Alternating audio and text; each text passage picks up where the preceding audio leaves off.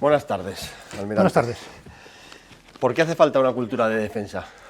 Bueno, fundamentalmente porque las decisiones que se relacionan con la defensa nacional y por ello también nuestra seguridad dependen de la voluntad del pueblo español. El pueblo español tiene que saber para qué quiere sus Fuerzas Armadas y tiene que saber también en qué puede utilizarlas, además de la disuasión, para mejorar el mundo en el que vivimos. ¿Hay una incultura mayor, una incultura de la defensa mayor en España que en otros países de nuestro entorno?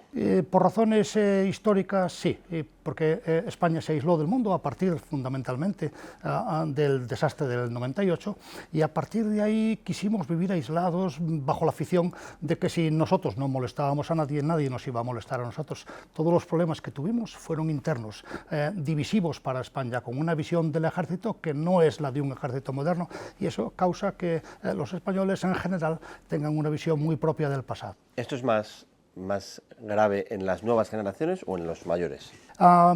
Yo creo que por igual, porque el problema es un poco diferente.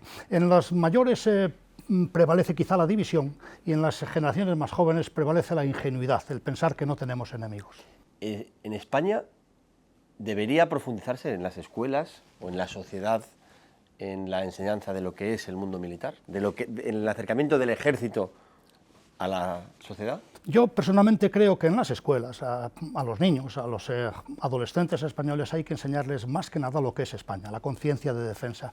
La cultura de defensa es para etapas posteriores, es algo muy complejo, es algo que requiere que los españoles sepan lo que quieren dedicar de su presupuesto a la seguridad y sepan también hasta qué punto quieren comprometer la influencia de España e incluso la sangre de soldados españoles para resolver problemas que hay en el mundo, como el que hay en el Líbano en este momento, o como la seguridad o de las mujeres en Afganistán. Eso es algo que debe decidir el pueblo soberano y no se puede aprender de niño, tiene que ser un poco más tarde, a partir de los 21 años, 22 años, ya personas maduras tienen que llegar a esa cultura. En Europa hoy hay un debate sobre la defensa, un debate abierto sobre hacia dónde tiene que ir la Unión Europea. ¿Sabe Europa qué quiere ser de mayor? No, en absoluto. Lo saben las élites quizás. Desde la guerra de Ucrania se ha visto que la Europa oficial, la Unión Europea, la Comisión, trata de establecer una Europa más poderosa, una Europa con más músculo militar para que cuente en el mundo, pero todavía las poblaciones europeas, sobre todo las del sur de Europa, todavía no están por esa labor. Sin embargo, además de todo esto que usted dice, lo cierto es que para que haya una política común de defensa haría falta una renuncia en la soberanía. Sí, está claro, no se puede, la política común de defensa no se puede referir al uso de la fuerza, que es algo soberano. Si no cedemos soberanía, no tiene sentido tener un ejército europeo. Lo que sí tendría sentido es preparar a las fuerzas europeas para que puedan actuar juntas en el momento en que interese a los países que les interese. Es decir, un ejército europeo. No, una armonización de las distintas Fuerzas Armadas europeas, no con una disciplina comunitaria, la disciplina sería nacional. En este momento no se puede pedir que un ejército responda ante la Unión Europea porque sería poner el carro delante de los bueyes, pero sí que los ejércitos nacionales tengan capacidades complementarias y sean capaces de, entre todos, poner una especie de selección con los clubes que quieran participar para llevar la huella de Europa a una zona de conflicto. Lo que está claro es que en el mundo en el que estamos, Europa necesita dar un paso adelante en el ámbito de la defensa y la seguridad. Desde luego, y se ha nombrado recientemente a un comisario de defensa encargado sobre todo de armonizar la política de material, la construcción de material, la industria de defensa, todos estos trabajos que deberían de redundar en una defensa mejor para todos. Es decir, ¿sería mucho decir que el camino hacia la Europa de la defensa pasa hoy por la industria? En este momento sí, en este momento creo que es así. Tiene que encontrar una respuesta industrial que satisfaga a todos, tanto las necesidades de progreso de las naciones como las necesidades de material de las Fuerzas Armadas. Aunque no es lo único, quizás el mayor problema de la Europa de la defensa está en la mente de los europeos. El mundo ha cambiado, probablemente desde la guerra de Ucrania. ¿En qué lo nota usted? Bueno, para empezar en que yo estoy aquí. Yo era un retirado tranquilo hasta hace 2 años y medio, cuando empezaron a preguntarme qué es lo que podía pasar en Ucrania, a tratar de entender el problema fundamental de la defensa, que no es el del material, que no es el de qué avión es mejor, si el Eurofighter o el F-18, es para qué queremos las Fuerzas Armadas. Y En la concepción del mundo que tenemos los occidentales, ¿qué ha supuesto la guerra de Ucrania? ¿Puede llegar a ser un paréntesis o estamos ante un punto de inflexión? Yo creo que es un punto de inflexión, porque entre otras cosas, sobre todo vivíamos con la idea, prácticamente todos, de que las guerras de naciones, las guerras de alta intensidad, eran cosa del pasado. Yo me pasé toda mi carrera pensando que la verdadera razón de ser de las Fuerzas Armadas, sobre todo en las últimas décadas, era prevenir lo que podría ocurrir en los estados fallidos, eso de que se retransmitiera a otras partes la inestabilidad propia de los estados fallidos. Y solamente hace 3 años nos dimos cuenta de que hay mucho más que eso, y algo para lo que no estamos preparados. Una vez que hemos abierto nuestros armarios para tratar de ayudar a Ucrania en una guerra de alta intensidad, larga, que no preveíamos, nos hemos encontrado con que los armarios estaban vacíos. ¿La guerra de Ucrania se ha cronificado? Sí, se ha cronificado y no tiene una solución militar. Ninguno de los dos ejércitos es capaz, con los medios que tiene, de imponerse al otro, y por lo tanto se ha convertido en una carrera de resistencia de ver quién aguanta más.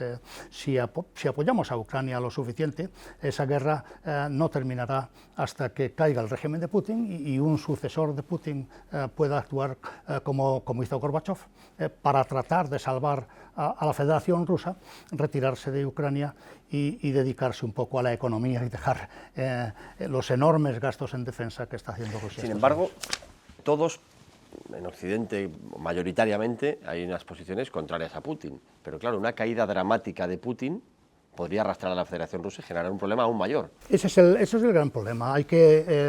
Probablemente hay que dosificar la ayuda a Ucrania para que una derrota de Putin no sea tan dramática que llegue a la ruptura de la Federación Rusa y que se convierta en casi 90 estados federales que se repartan cada uno como pueda las 6.000 ojivas nucleares de que dispone hoy la Federación Rusa. Y que cada uno sería de su padre y de su madre. Efectivamente, Rusia es una federación de repúblicas, muy diversas, algunas de ellas, y hay repúblicas europeas, claramente europeas, que son compatibles, uno puede encontrarse en Moscú como en París quizá, pero hay repúblicas asiáticas y hay repúblicas también caucásicas, musulmanas de religión. Todas ellas, por separado, crearían un verdadero avispero que podría ser quizás la peor conclusión de la guerra de Ucrania.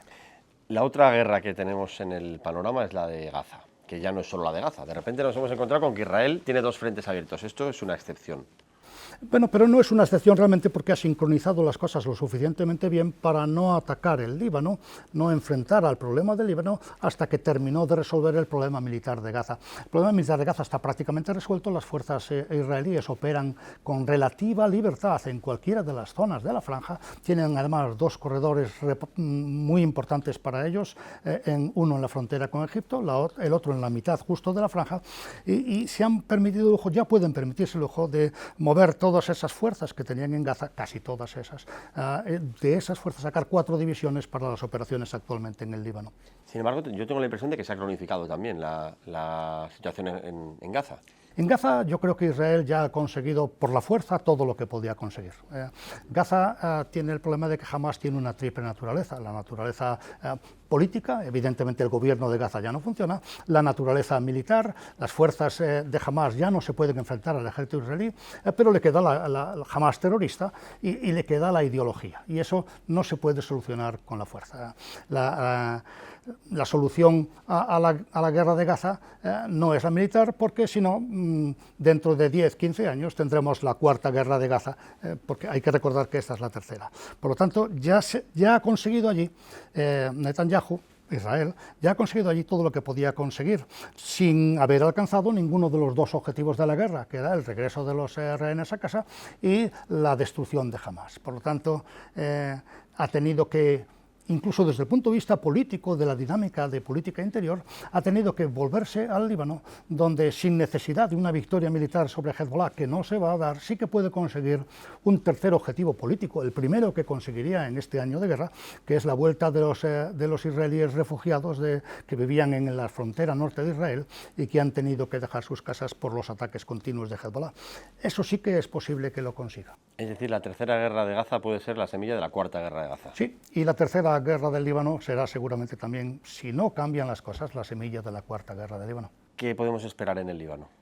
En el Líbano Yo creo que lo que de verdad aspira a Netanyahu es a que le obliguen tanto a él como a Hezbollah a un alto el fuego. Lo que ha prometido, evidentemente, Netanyahu lo que ha prometido es que los israelíes podrán regresar a sus hogares, no hay rehenes israelíes en el Líbano y eso facilita mucho el fin de la guerra y por lo tanto llegará un momento, espero que pronto, en que con la presión de todo el mundo, porque nadie quiere esa guerra, pues se pueda llegar a un acuerdo de alto el fuego entre Hezbollah y Israel, independiente de lo que ocurra en Gaza. Hoy día Hezbollah se niega a aceptar ese alto el fuego si no hay un alto el fuego simultáneo en Gaza, y Israel quiere, por supuesto, separar los dos escenarios, puesto que en Gaza hay rehenes israelíes. Hamas atacó a Israel el 7 de octubre, ya hace algo más de un año, y no es la misma situación en el Líbano. La situación del Líbano es en teoría mucho más fácil, pero Hezbollah tiene que dar el brazo a torcer. Y el elefante en la habitación es Irán. Irán, efectivamente.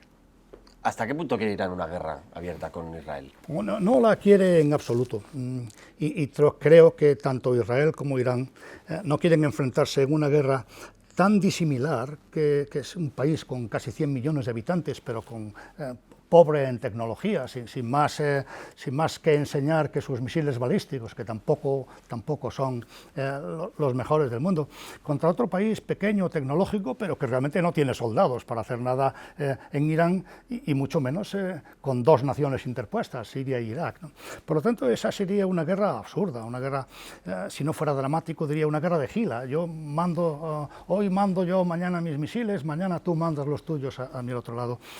Esta guerra, en ese nivel, en el nivel que está teniendo lugar hasta ahora, es aceptable para ambos bandos, pero si escala, si llega a atacarse a la población civil, sería muy dañina para los dos, para ambos contendientes, porque podría haber muchos muertos. Podría afectar también a la economía del mundo. Nadie la quiere. Yo espero que prevalezca el buen sentido y que lo que estemos viendo sea nada más que un desafío dirigido más que nada tanto en Israel como Irán a la propia población, para mostrar una fortaleza que realmente no se tiene. No tiene ninguno de los dos cartas ganadoras. ¿Usted es optimista a futuro? Sí, no tengo más remedio, tengo nietos, tengo que ser optimista, pero efectivamente creo que en este momento las posibilidades de una guerra regional están ahí, pero hay que recordar que es una guerra regional que nadie quiere, y los incidentes normalmente no llevan a la guerra, sino que se crean cuando uno quiere la guerra. En todas las guerras que conocemos hay alguien que las ha querido, y en este momento no se me ocurre nadie que pueda sacar ventaja, no solo los contendientes en la región, sino las grandes potencias exteriores. Rusia le viene muy mal porque afectará a su guerra de Ucrania si Israel se le pone en frente, y si tiene que apoyar a Irán se enfrentará con el Partido Republicano en Estados Unidos. A China le viene mal para su recuperación económica, a Estados Unidos le viene mal porque una guerra en Oriente Medio es divisiva para el electorado demócrata y por lo tanto puede perjudicar a las elecciones de noviembre. Es decir, esta guerra no tendría ningún padrino, y yo creo que casi sería la primera vez en la historia en que una guerra se creará sola. Las guerras suelen tener finalidades políticas. Sí, las guerras tienen finalidades políticas, y ya digo que aunque a veces parece que las provocan algunos incidentes aislados, suele ser al revés. Suele ser ese incidente, esos choques en la frontera de Polonia los provocó Hitler para poder invadir Polonia. No fue como trató de contar la historia alemana de la época, que la invasión de Polonia no fue una respuesta a nada, sino que fue deliberada. Y en general las guerras empiezan así, empiezan con alguien que cree que va a ganar esa guerra. Por último, almirante, hoy es 12 de octubre, habrá muchos niños viendo el desfile. ¿Nuestros hijos, nuestros nietos vivirán en un mundo seguro?